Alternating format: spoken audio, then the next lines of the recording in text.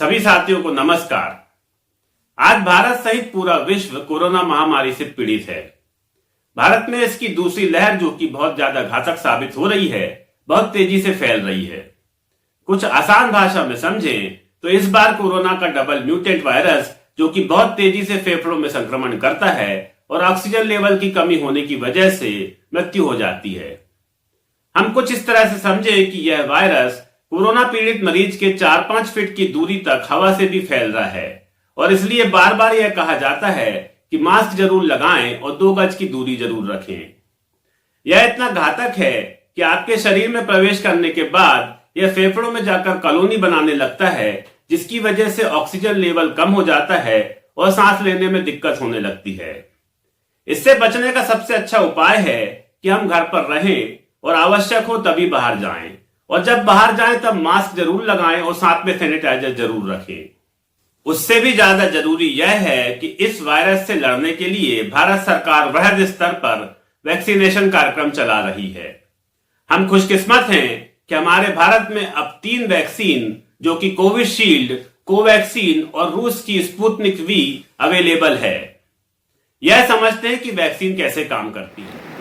Corona virus की vaccine को corona virus के आरएनए को शिथिल करके बनाया गया है, यानी कि यह अत्यंत कमजोर कोरोना वायरस है जिसे आपके शरीर में एंटीबॉडी बढ़ाने वाले दवाई के साथ इंजेक्ट किया जाता है।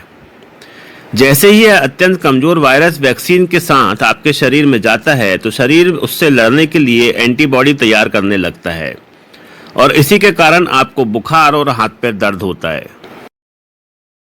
जैसे ही शिथिल कोरोना वायरस और एंटीबॉडी का मिक्सचर वैक्सीन के थ्रू आपके शरीर में जाता है तो आपके शरीर में जो एंटीबॉडी होती है उस कोरोना वायरस को मार देती है और उसके द्वारा डेवलप किए गए अन्य कोरोना वायरस को मारने के लिए तेजी से एंटीबॉडी बनना चालू हो जाती है और इस तरह से आपका शरीर कोरोना वायरस से लड़ने के लिए तेजी से तैयार होने लगता है।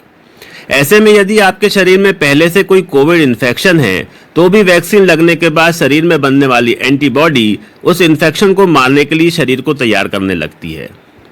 जिन लोगों के मन में भ्रांति है कि वैक्सीन लगाने से विभिन्न प्रकार की समस्या उत्पन्न होती है, वह सिर्फ सुनी सुनाई बातों की विश्वास करके घर में बैठे हैं और वैक्सीन नहीं लगवा रहे हैं। आपने सुना होगा जहर जहर को काटता है। इसी तरह हर वैक्सीन उसी वायरस के अंग प्रत्यंग से बनाई जाती है जो हमें लगाई जाती है। वैक्सीन लगाने के बाद आने वाला बुखार या किसी भी समय आने वाला बुखार इस बात का संकेत होता है कि आपका शरीर किसी अप्रत्याशित रूप से प्रवेश करने वाले वायरस से लड़ने के लिए तैयार हो रहा है। इसलिए हमारी ओर से आप सभी से हाथ जोड़कर निवेदन है कि किसी भी प्रकार की भ्रांतियों में ना पड़कर वैक्सीन जरूर लगवाएं और हाँ, आप जब वैक्सीन लगवाने जाएं तब मास्क का प्रयोग जरूर करें और 2 गज की दूरी जरूर बनाएं। वैक्सीन लगने के बाद 28 से 45 दिनों में दूसरा डोज लगता है और दूसरा डोज लगने के 10 से 15 दिनों के अंदर आपकी बॉडी पूरी तरह से वायरस से लड़ने के लिए तैयार हो पाती है। इसलिए पहला डोज लगने के बाद यह मान लेना कि हमें इन्फेक्शन नहीं होगा गलत है। वैक्सीन तो हर हाल में लगवानी है, लेकिन शरीर को एंटीबॉडी बनाने के लिए कितना टाइम लगेगा, उस टाइम तक और दूसरा डोज लगने तक हमें कोरोना के नियमों का पालन करना जरूरी है।